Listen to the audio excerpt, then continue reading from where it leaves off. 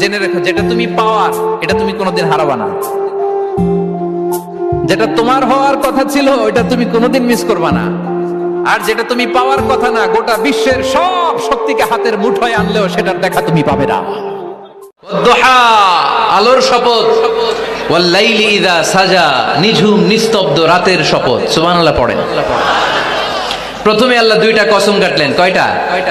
দুইটা। প্রথমে দোহা, প্রভাতের সূর্য কিরণের শপথ, আলোর শপথ। এরপরে অন্ধকারের শপথ কাটলেন। আলোর শপথ দিয়ে আল্লাহ তাআলা ওহী আশাকে বুঝালেন, আর অন্ধকারের শপথ দিয়ে আল্লাহ ওহী না আশাকে বুঝালেন। আল্লাহ বুঝাতে চাইলেন, নবী সব সময় আলো থাকলে ভাল লাগে না। 24 ঘন্টায় যদি সূর্যের আলো, এখনো সূর্যের আলো, সকালেও সূর্যের আলো, খালি আলো আর আলো, ভাল লাগবে? কথা বলেন না কেন? আবার 24 ঘন্টায় ঘুটঘুটে অন্ধকার, কোনো আলো টালো নাই, ভাল লাগবে? তার মানে জীবন চালাতে আলোরও দরকার, অন্ধকারেরও দরকার। বিশ্বনবীরে বুঝাতে চাইলেন, নবী ওহী আসা যেমনি দরকার, মাঝে মাঝে ওহী বন্ধ রেখে আপনার একটু বিশ্রাম দেওয়া দরকার। সুবহানাল্লাহ পড়েন।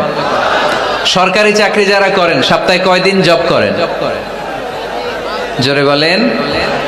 5 দিন। বাকি 2 দিন কি করেন? বিশ্রাম নেন, ছুটিতে থাকেন। 7 দিনে যদি কাজ করা লাগতো, ভাল লাগতো? কথা বলেন না কেন? ভাল লাগতো না। আবার 7 দিনে যদি ছুটি থাকতো, ভাল লাগতো না। তার মানে কাজেরও যেমনি দরকার, বিশ্রামেরও দরকার, ঠিক কিনা?